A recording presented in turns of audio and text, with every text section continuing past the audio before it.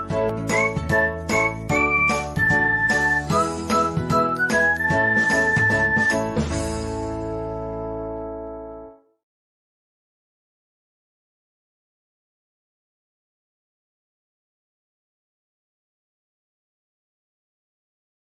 good day to all of you. Hope you all are doing well. And your business teacher Munira Farooq.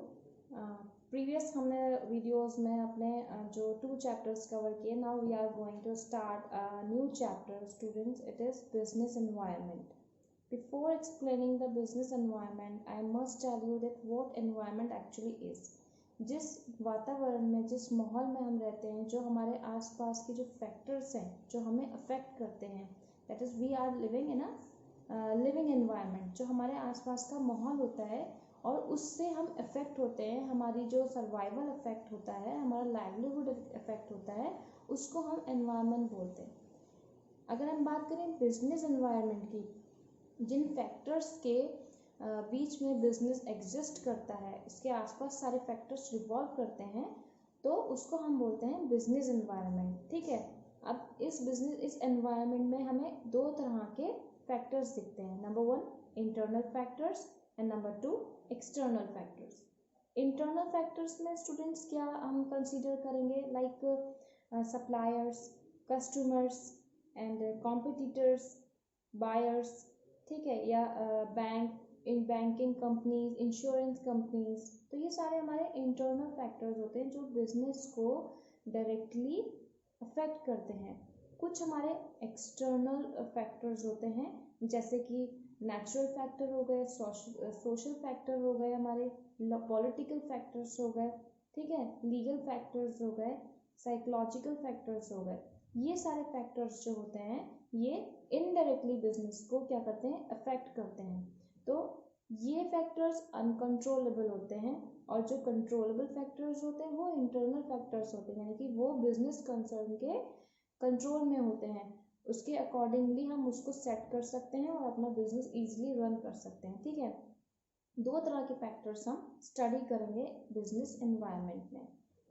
I am providing you a picture, sharing you a picture. एक आपके screen पर ये picture आएगी.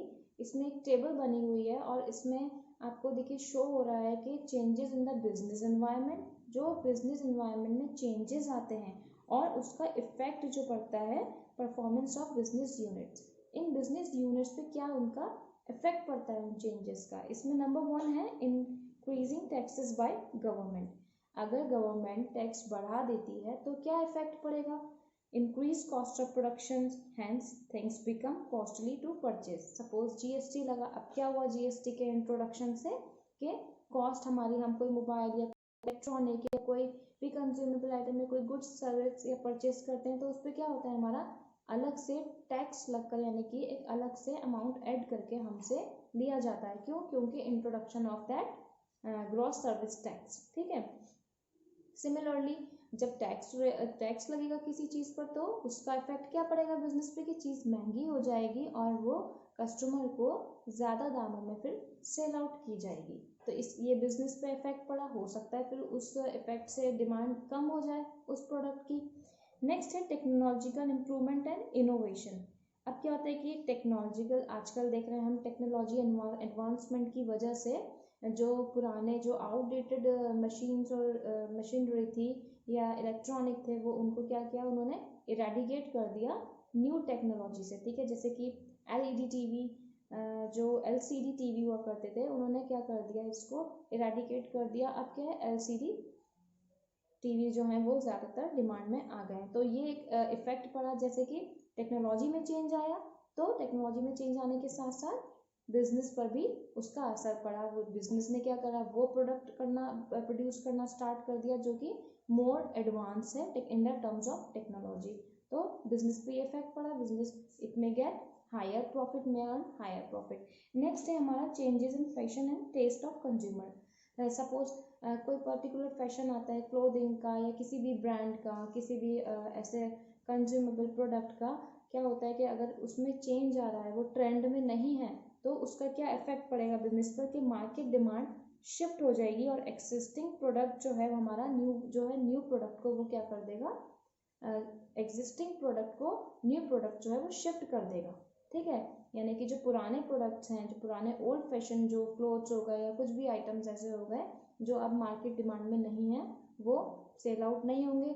तो इस पे इसका सीधा इफेक्ट किस पे पड़ेगा? बिजनेस पर। बिजनेस क्या करेगा अल्टीमेटली? वो यूनिट्स क्या करेंगे मैन्युफैक्चर करना, वो अब जो अपडेटेड हैं, जो newly introduce in the market हैं, वो प्रोडक्ट प्रोड्यूस करना शुरू कर देगा और उससे मार्केट में ओवरऑल चेंज आ जाएगा। नेक्स्ट है हमारा increase in competition in the market. अगर किसी भी पर्टिकुलर प्रोडक्शन यूनिट है कोई, वो अपना एक बेहतर से बेहतर प्रोडक्ट बना रही है और वो मार्केट में इंट्रोड्यूस कर रही है उस प्रोडक्ट को, तो क्या होगा कि जो उसका कॉम्पिटिटर है, जो दूसरा पहले से वो प्रोडक्ट सेल कर रहा है, उसकी डिमांड लो हो जाएगी और जो जिसने न्यू इंट्रोडक्शन कोई अपना प्रोडक्ट को न्यू इंट्रोड्यूस किया है, वो क्या होगा, उसकी डिमांड बढ़ जाएगी।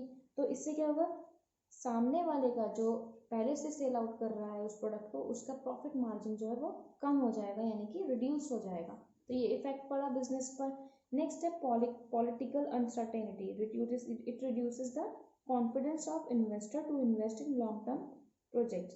पॉलिटिकल अनसर्टेनिटी, सपोज जब भी कोई नई पार्टी आती है, रूलिंग पार्टी आती है, तो उस अपना एक अलग मैनिफेस्टो लाती है, अपना एक अलग रूल्स एंड रेगुलेशंस लाती है, जिसका सीधा सीधा इफेक्ट डायरेक्टली या इनडायरेक्टली जो है वो आपके हमारे बिजनेस कंसर्न पर पड़ता है। तो जो हमारे बड़े बड़े मेजर प्रोजेक्ट्स होते हैं, वो उनमें क्या होता है कि इन्वेस्टर जो है वो इन्वेस्ट करने में थोड़ा सा हेजिटेट करता है, क्योंकि उसको लगता है कि अगर कोई दूसरी रूलिंग पार्टी आ गई और उसने हमारे इस प्रोजेक्ट को अगर फाइनल नहीं किया या रिजेक्ट कर दिया, तो उससे हम जो इन्वेस्टर्स हैं उनको लॉस हो सकता है। तो ये सारे फैक्टर्स हैं। जब एनवायरनमेंट में इन फैक्टर्स में चेंजेस आते हैं, तो अल्टीमेटली उसका असर सबसे पहले बिजनेस कंसर्न पर पड़ता है। तो कुछ इंटरनल फैक्टर्स होते हैं, वो डायरेक्टली अफेक्ट करते हैं और एक हद काफ़ी हद तक वो कंट्रोलेबल होते हैं। लेकिन जो फैक्टर्स एक्सटर्नल होते हैं, जो बिजनेस कंसर्न के कंट्रोल में नहीं होते हैं, उस पर बिजनेस कंसर्न का कोई कंट्रोल नहीं होता और वो इनडायरेक्टली या डायरेक्टली बिजनेस को अफेक्ट करते हैं और हार्म हो सकता है कभी कभी। ठीक है। तो ये सारे फैक्टर्स जो हमने आज पढ़े बिजनेस एनवायरनमेंट में, इसको हम आगे और डिस्कस करेंगे। नेक्स्ट वीडियो में स्टूडेंट्स हम डिस्कस करेंगे कि बिजनेस एनवायरनमेंट के क्या क्या कैरेक्टरिस्टिक्स होते हैं और एक बिजनेस यूनिट या बिजनेस कंसर्न या कोई इंडस्ट्री कैसे सर्वाइव करती है इस पूरे एनवायरनमेंट में। ठीक है। Till then take care.